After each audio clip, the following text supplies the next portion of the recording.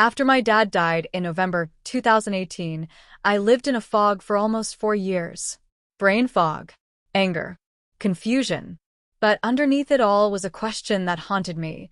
What really happened that morning at 3 a.m. when my father took his last breath? I wasn't angry at my mom for grieving. I was furious at what she didn't do when she found my father's body.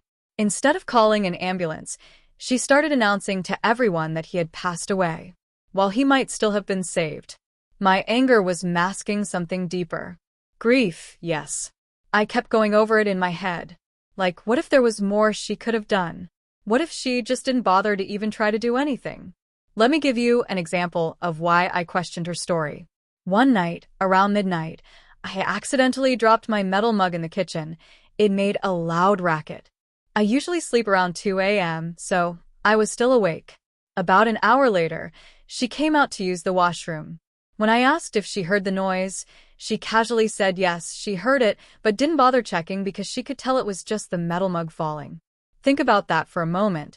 She could identify the specific sound of a metal mug from her bedroom, but claimed she slept through the night when my father fell, hitting his head on the wall, with a low shelf crashing down, scattering everything including a rice cooker. If she could distinguish my mug so clearly, how could she not hear, or at least investigate, such a massive crash when someone was potentially dying? This inconsistency haunted me, and it's exactly why I started questioning everything. People questioned how I could remember so many details while dealing with my father's death. If you've been following my videos, you know I've battled suicidal thoughts, family dysfunction, even paralysis. Through all of that, I learned something: how to shut out feelings and think logically, even in the worst moments. I'm a highly functional person cognitively, so I was cataloging every single detail, trying to piece together the truth. Every inconsistency, every lie, every moment that didn't add up. And there were plenty more red flags. Everyone assumed she was grieving harder than me. She's mentally weaker than you. She's in mourning. Give her time. But she wasn't grieving. Not the way you'd expect. She threw away his report books of sentimental value, calling them useless things. But his smartphone? His retirement funds? Those were suddenly very useful to her. She pocketed his 5-digit retirement savings without a second thought. This is the poison pill of societal expectations. The widow is supposed to grieve more than the daughter. But what if she's not actually grieving at all? Only my husband and one true friend stood by me through this. As my friend said, all these judgments weren't helping me. They were pushing me toward mental collapse, maybe even triggering my autoimmune disorder again. Despite everything, I still felt responsible for her. For her mental health, I offered her a place to stay. Weekdays with us, weekends at her place. Just temporary support. Huge mistake. She parked herself permanently in my home for almost 4 years. I later realized she was probably too terrified to be alone overnight at their place. I thought letting her bring her Buddhist deity statue might comfort her. Another huge mistake. When we were clearing out her place to rent it out, guess what she was doing while my husband packed years of household items? She stood there holding her statue. That's it. Just the statue. Every piece of kitchen equipment sat untouched for almost a year, waiting for us to deal with it while she visited daily, just to pray. I tried to put the past behind us. I really thought she might find some remorse, some healing. But her behavior quickly showed me otherwise. When she moved in, I stopped her allowance. She'd be living with us. The money was meant to cover her extra expenses anyway. But she wanted both cakes, and to eat them too. Remember, she'd already pocketed Dad's 5-digit retirement fund. But greed has no limits. She wanted allowance money on top of free housing. I said no.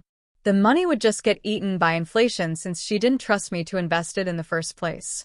So she called her beloved sister, my maternal Aunt Elle, her shadow consultant, to fight me for allowance money while living in my house rent-free. My position was clear: no. Instead, I gave her a supplementary credit card for groceries and necessities. Easy tracking. She used it for every single expense, even $1 purchases. That's how calculating she was. This is the same Aunt Elle who's been verbally abusing me since I was 8 years old. telling me I should thank my mother for choosing my father so I could be born. But the real breaking point came later. Who was I kidding? She wasn't remorseful at all. There was an incident when her brother Kay was hospitalized. Regular ward, nothing serious. Her beloved sister Elle called, and she rushed to visit immediately. In my emotional explosion, I asked her, "Why didn't you visit me in 2017 when I was hospitalized? I was in the high dependency ward." Her answer? She blamed my dead father. He decided I followed instructions.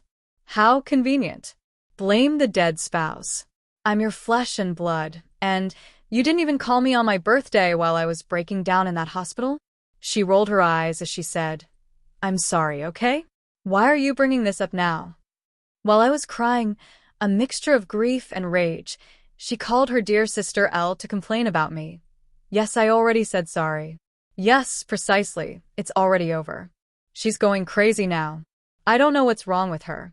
Why can't she let bygones be bygones? I almost killed myself that day. My own mother watched me have a complete breakdown 2 years earlier, saw me almost open the window grills to jump, and she was testing me again. Testing my limits to fulfill her victim narrative. She called my husband. "Come home immediately. Your wife is acting crazy." My husband came home to find me hysterical. He held me. Then he shouted at her, "Your own daughter is falling apart and you don't even try to comfort her." Even after this traumatic incident, I still tried to help her. In Asian culture, filial piety is everything.